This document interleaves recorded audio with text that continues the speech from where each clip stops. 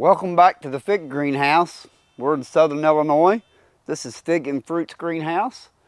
I'm Troy, and today we're going to start back into pruning these fig trees in different forms, different espalier forms, and talk about it. So let's get started. Here we go. All right, welcome back. Now we're going to prune on the mutante, called Cordon mutante. There's the base of it. If you can see it, goes plumb to the ceiling. Just kind of get right here. You can see part of that YOLO. Kind of get right here. Let's do some trimming on this thing. I don't know what I really want to change, if anything. Being this ain't got an apical bud on it, I'm going to prune it back to about here. But we got these here for uprights.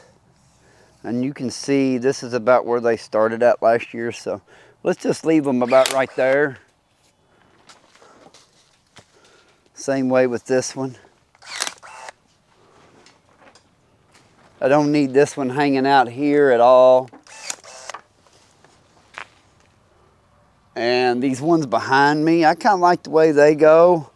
Really about 3 nodes on that one. Couple here.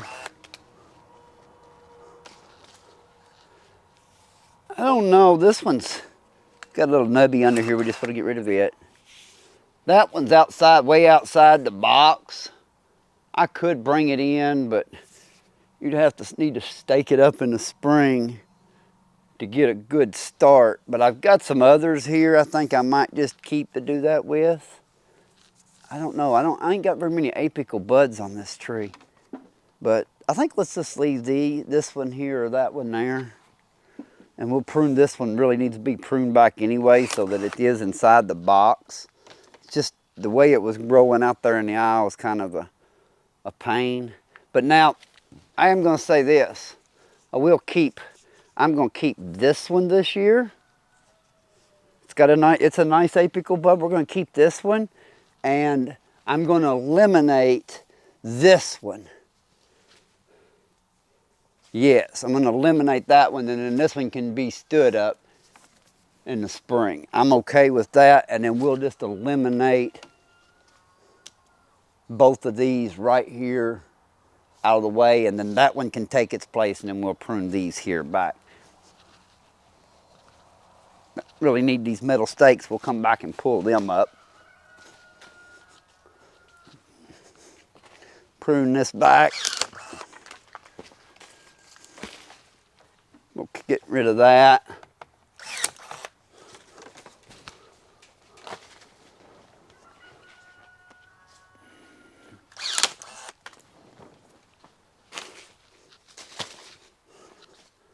I don't really want to keep this whole structure hanging out here. I think I'm more likely to keep this and let this take over along with this piece here. Cut this back, cut this out, cut this out. Sometimes you gotta cut these things and kind of look at them before you really make a decision of what might be the best. It's kind of like I got this branch over here on the back side. I don't really need either because it hangs way out.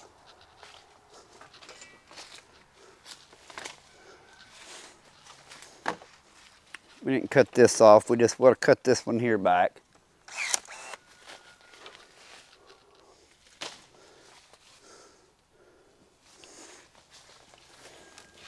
And this is, I'm gonna train this in the spring to go up while this is growing out this way. This will grow up that way. That's getting pretty thick.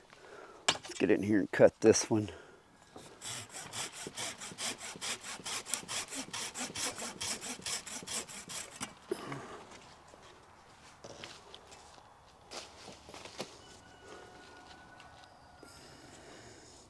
Completely eliminate this one.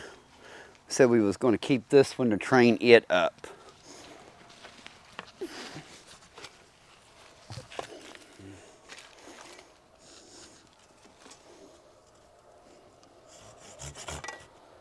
This is a little tricky because you don't really want to try not to get into your other tree.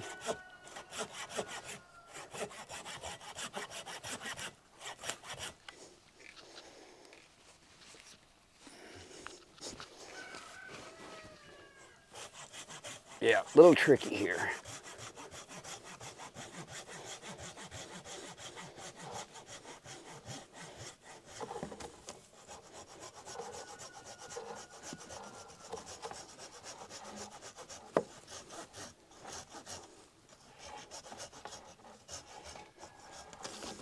There we go. Yeah, that worked out perfect. Now, we're going to train that one back up. We know we're going to retrain those.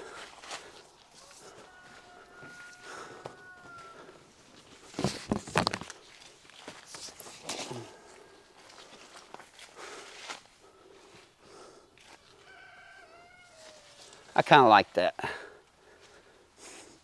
Now, this is where this was cut last year, and I like the way this has grown, so we'll go ahead and cut these back while we're already over here. And then we said we was going to completely eliminate this.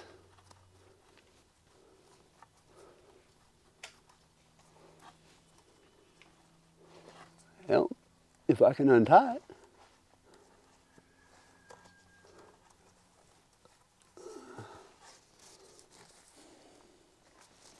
So I'm going to completely eliminate this whole branch structure here that we've had tied up, because we're going to let this kind of take over that spot.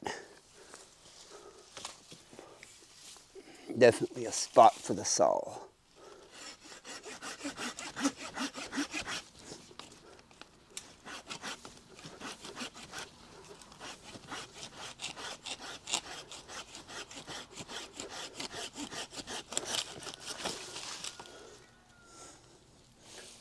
And there is that. Now, let's look at this one over here. Just basically whack them off. Give yourself 3 or 4. I'm gonna come up about that much. I think having these buds up off the ground more will help in the spring when it comes time to wake up. I think this tree will wake up better next year here. And I'm kind of keep it where they're all, this one's a little bit further down, but where they're fairly similar in height so that they can get more of an even flow when they wake up from the sap that comes in, because it typically wants to go straight up to the highest points. So with this being up here higher, my thought is that these will help wake up, and this here will wake up faster too. I probably should eliminate this back here, but I tell you what, we're going to leave it and see what it looks like next year and how it grows, and we might eliminate it the year after that. So I like the way this tree's growing. I've got a couple apical buds still on it to help wake it up in the spring a little earlier, that I can keep tied down in the box. We'll tie this one up. We can actually tie all 3 of these up. And technically, and then we'll get 1 or 2 coming out over here, and that'll be pretty good. So actually, I think I am going to go ahead and trim this thing back to this right here, so it'll be a little lower.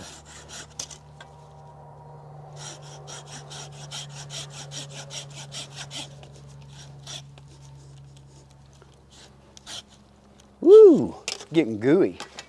We better get out our Sawzall. It's right back here.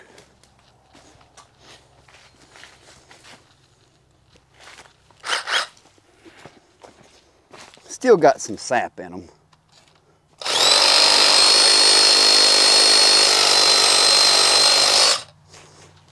How thick that is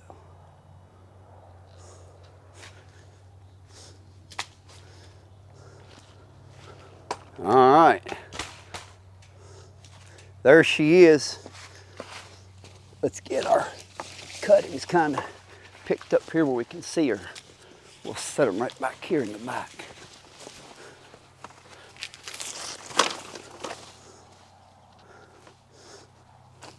Oh yeah. Now we can kind of see what she looks like. Yeah, I'm all right with that. We'll pull the metal stakes out of the ground and we'll be good.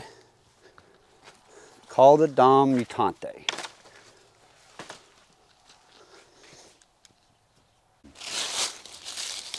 All right. Next tree here, I'm kind of cleaning that around so we can see it. It's sapphire 4. I ain't been real happy with this tree because it only ripened a few figs and then dropped the rest. But we are going to try to leave some apical buds on it and see if it'll do better next year. If I don't get more than 10 ripe figs out of the whole tree and then the rest of it drop, I mean, like it dropped like 75% of its crop. So if it doesn't do better next year, out the door it goes. I'll dig it up and get rid of it. Actually, if I dig it up, I'm going to make it rootstock. And we'll try it out and see how it is just for rootstock. So let's do some trimming on this thing and try to get it in a little better shape. I don't like this. This is the old original tree here, and it's got a bad spot in it. It needs to go. So we're just going to get rid of it right off the bat.